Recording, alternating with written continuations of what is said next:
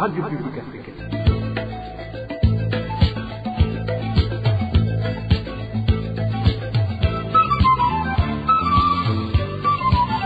Radio Publique Africaine.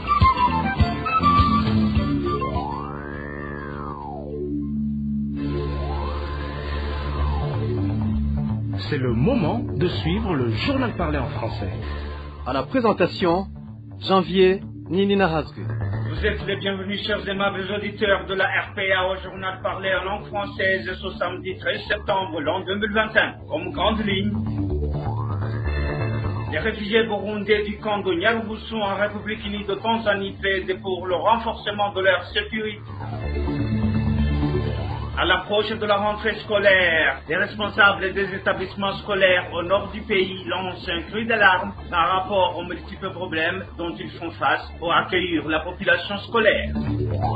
Enfin, des agriculteurs de la province de Butanyerera grognent contre Gitega qui n'honore guère son engagement à les accompagner dans leur lourd fardeau quotidien de labourer et récolter. Restez à l'écoute dans quelques instants le développement des titres.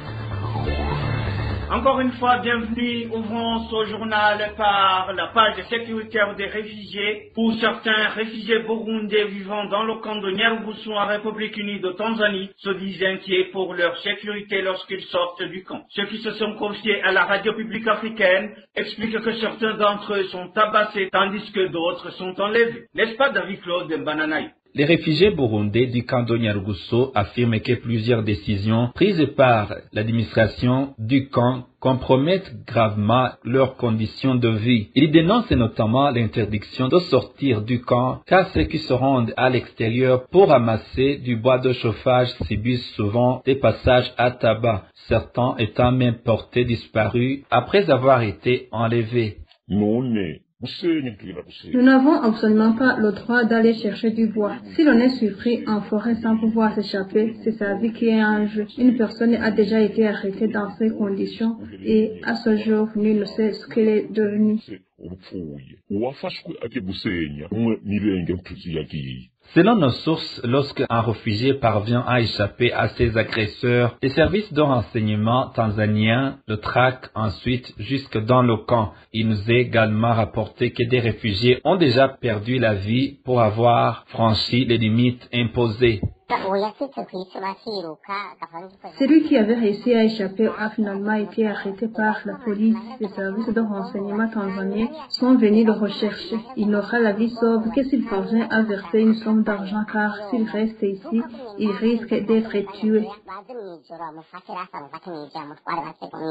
Face à ces actions, les réfugiés burundais appellent les autorités à agir afin de garantir leur sécurité. Ils considèrent que ces mesures s'inscrivent dans une stratégie visant à les rapatrier de force. Ils demandent si la Tanzanie n'est plus en mesure de les protéger à être réinstallés dans un autre pays. Merci à David Claude Mbananayo. De la Tanzanie, retournons au Burundi où le corps sans vie d'un enfant âgé d'environ 2 ans et demi a été découvert au petit matin de ce samedi sur la colline Manda en zone Buringa, commune Manda, en province Bujumbura. Les habitants de la localité indiquent ne pas connaître l'identité de ses parents. Du côté de l'administration de Buringa, les autorités confirment qu'une enquête a été ouverte pour établir l'identité de l'enfant ainsi que celle des auteurs du crime afin qu'ils soient arrêtés et traduits en justice. Une courte pause puis on aborde la page éducation.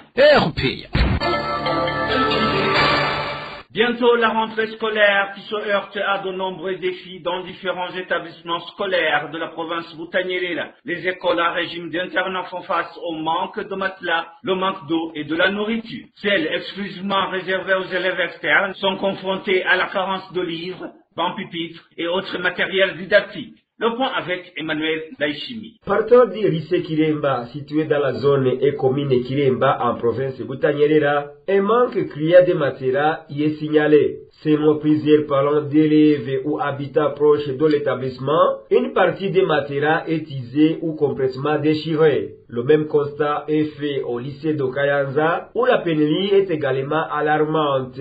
Compte tenu du nombre d'élèves internes, plus de 800, ces établissements risquent de ne pas pouvoir accueillir tous les élèves dans cette condition. En plus de cette pénurie de matériel, les internats de plusieurs écoles rencontrent de sérieuses difficultés d'approvisionnement en denrées alimentaires destinées à la cantine scolaire. Un autre défi majeur souligné par les directeurs d'écoles d'internat est le manque d'eau potable devenu un véritable casse-tête. Dans les établissements non dotés d'internat, toujours dans la province de Butanyerera, le déficit concerne principalement les bancs, les manuels scolaires et d'autres supports pédagogiques essentiels. Mais le problème le plus généralisé dans l'ensemble des écoles, quel que soit avec ou sans internat, demeure la pénurie d'enseignants. D'après les informations recueillies sur place, plus de 1000 enseignants supplémentaires seraient nécessaires dans cette province. Le chef d'établissement que nous avons interrogé affirme avoir déjà saisi le ministère tutelle à ce sujet depuis longtemps, mais ils attendent toujours des mesures concrètes. Merci à Emmanuel Ndaïchimie. Le directeur communal de l'éducation à Moutao en province d'Itega est accusé de favoritisme dans le remplacement des enseignants bénévoles. Au lieu de se conformer à la liste de ceux qui ont passé le test de sélection, certains candidats se retrouvent annulés de la liste sans donner des explications valables.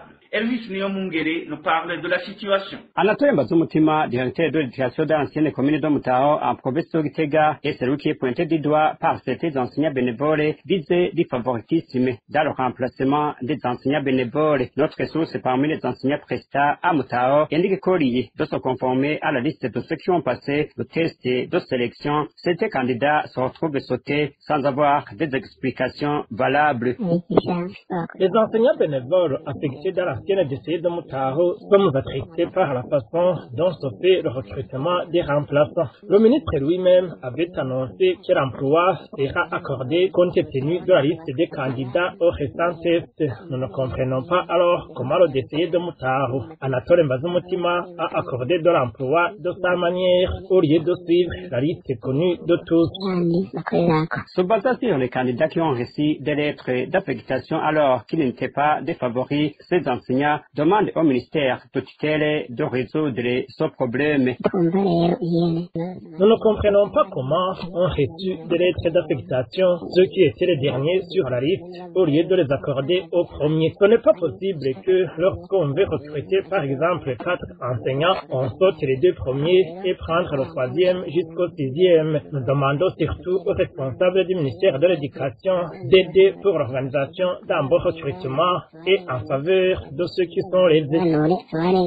La rédaction de la LPA a tenté de joindre à plusieurs reprises Anatole Mbazumutima, directeur de l'éducation dans l'ancienne commune de Moutao, pour de plus amples éclaircissements, mais il n'a pas décroché son téléphone. Merci à Elvis Niomungere.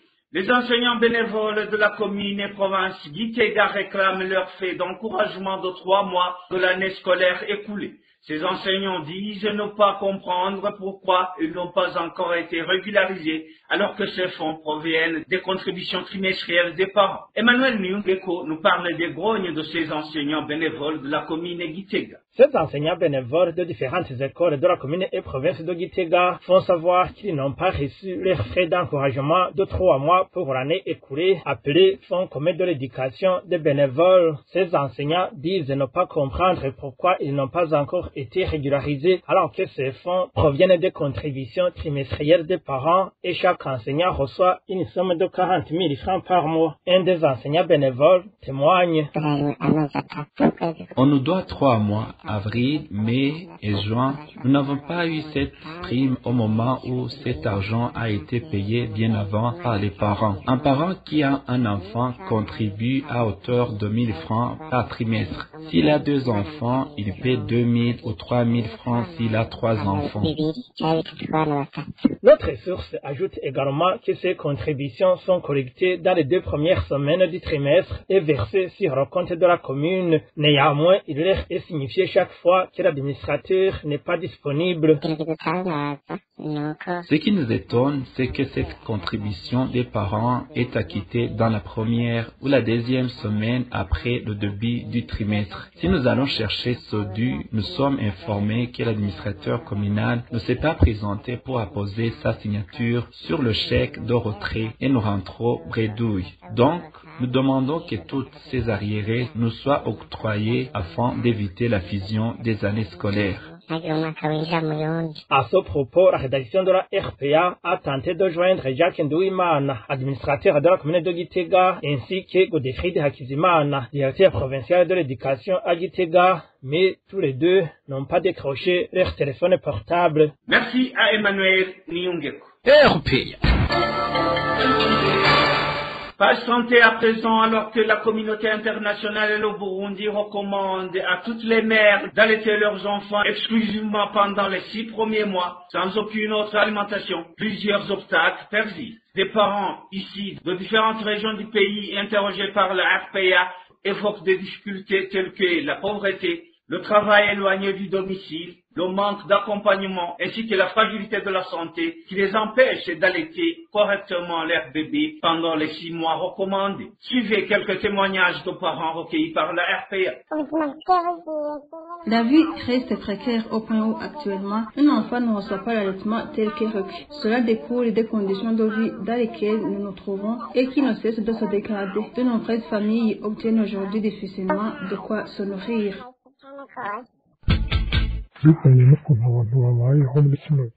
À cause des conditions difficiles de la vie devenues dures actuellement, la situation a changé au point que de nombreux parents ne produisent plus assez de lait maternel pour nourrir leurs enfants. En raison de la mauvaise qualité de vie, d'une alimentation insuffisante, pauvre et non nutritive, tous ces facteurs empêchent une mère de produire le lait nécessaire à la croissance et au développement de son enfant. C'est pourquoi de nombreux parents en sont réduits à donner du lait à leur enfant très tôt, avant même que celui-ci n'ait atteint l'âge de 6 mois.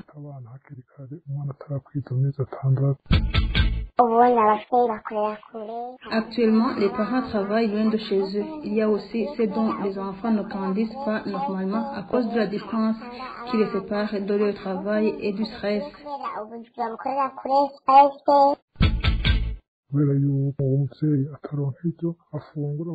Lorsqu'une mère ne mange pas assez pour avoir du lait, ou alors elle a de très grandes préoccupations pour subvenir aux besoins de sa famille, ce qui lui cause beaucoup de stress. Si une mère est stressée, même si elle peut avoir du lait, elle n'arrive pas à bien allaiter pour que l'enfant tète correctement. Ces préoccupations sont exprimées alors que le Burundi célèbre à partir du 8 septembre la semaine nationale de l'allaitement maternel. Le thème retenu cette année est « Donner la priorité à l'allaitement maternel, créer des systèmes de soutien durable ». En agriculture, les caféiculteurs de la zone Guieta de la commune et province Gitega se plaignent auprès de l'Office de développement du café au Burundi ODECA de ne pas avoir reçu leur paiement pour le café livré depuis 5 mois. Alors que la rentrée scolaire au niveau national approche, ces cultivateurs sont dans l'impasse car n'ont pas les moyens de scolariser leurs enfants, faute de revenus. C'est un reportage signé Innocent Valentin Singilanga. Des caféiculteurs de la zone Guiheta, commune et province de Gitega, signalent qu'ils ont livré leur récolte de café aux usines Korane et Muremera, rattachées à l'Office de développement du café au Burundi ODECA depuis le mois d'avril. Ce caféiculteur de Gitega, qui a accepté de s'exprimer sur nos micros, explique qu'en cas de bonne récolte, il a reçu un paiement de 500 000 francs. La tristesse est grande, car habituellement, l'ODECA procédait au paiement entre juin et août, mais jusqu'à aujourd'hui, l'argent se fait attendre.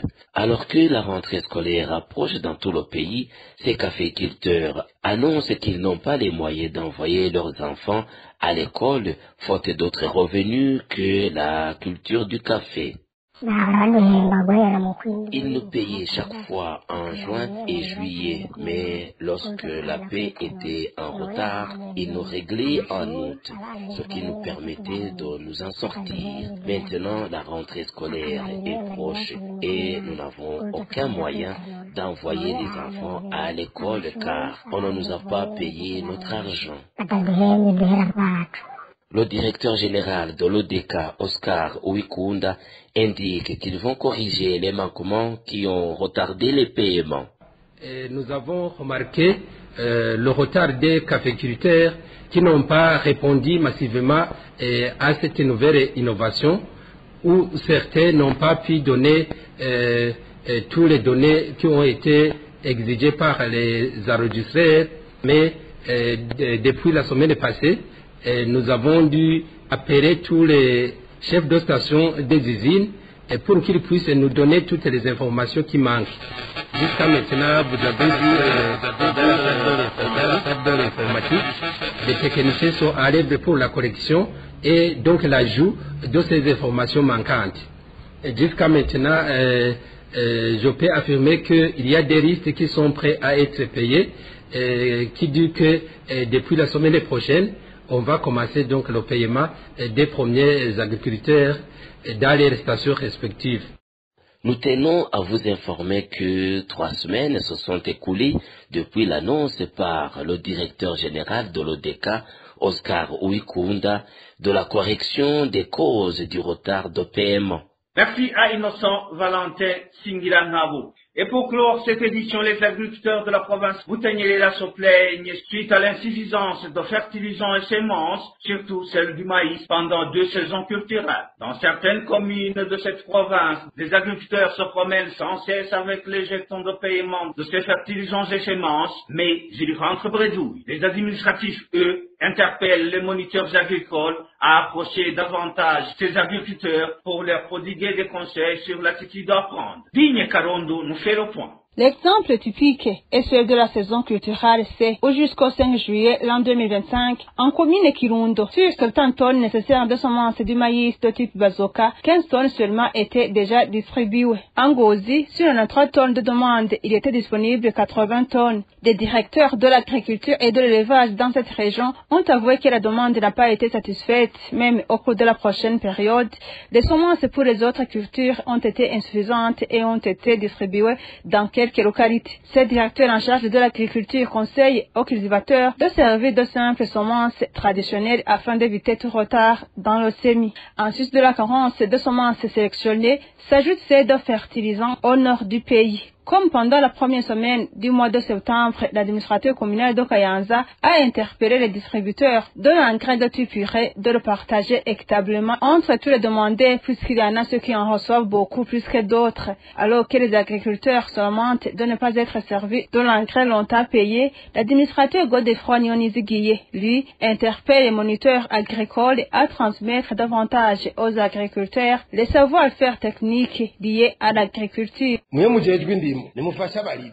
Vous autres moniteurs agricoles, que vous aidiez les agriculteurs. Si je me suis approvisionné en tout élément nécessaire, montrez-moi comment s'en servir. Vous avez déjà constaté que la majorité s'approvisionne en engrais chimiques de type urée. Il faut alors les aider puisqu'il y en a d'autres sortes d'engrais selon la culture. Dis-moi, agronome, le maïs nécessite quel engrais chimique? Il ne faut pas que les agriculteurs passent des commandes sans savoir de quoi il s'agit. Si je cultive les pommes de terre, tandis que l'autre cultive du haricot, les commandes en engrais chimiques ne sont pas les mêmes. Cependant, sur différentes collines, les moniteurs agricoles n'existent que verbalement, même ceux qui prestent encore face en pleine lamentation relative aux maigres salaires. Les agriculteurs de communes Kayanza, Ngozi et Kirundo rappellent au gouvernement qu'en cas de manque de fertilisants et semences, ils enregistrent d'énormes pertes, d'autant plus qu'ils payent entre 5 000 et 10 000 francs par jour à un seul cultivateur. Ils aimeraient aussi qu'ils ne payent plus à l'avance l'engrais chimique aussi longtemps qu'ils passent 2 saisons culturelles sans qu'il y soit approvisionné. Et voilà, mes chers auditeurs et auditrices, c'est sur ce reportage signé Digne Karondo que nous mettons fin à cette édition de la RPA par la langue française, ce samedi 13 septembre 2021. Merci pour votre aimable écoute. Merci à toute l'équipe de la rédaction pour la collecte et le traitement de toutes ces infos, sans oublier de remercier l'équipe technique pour sa bonne collaboration. À la présentation, vous étiez avec Janvier Ninina Hazé. Excellent week-end chez vous.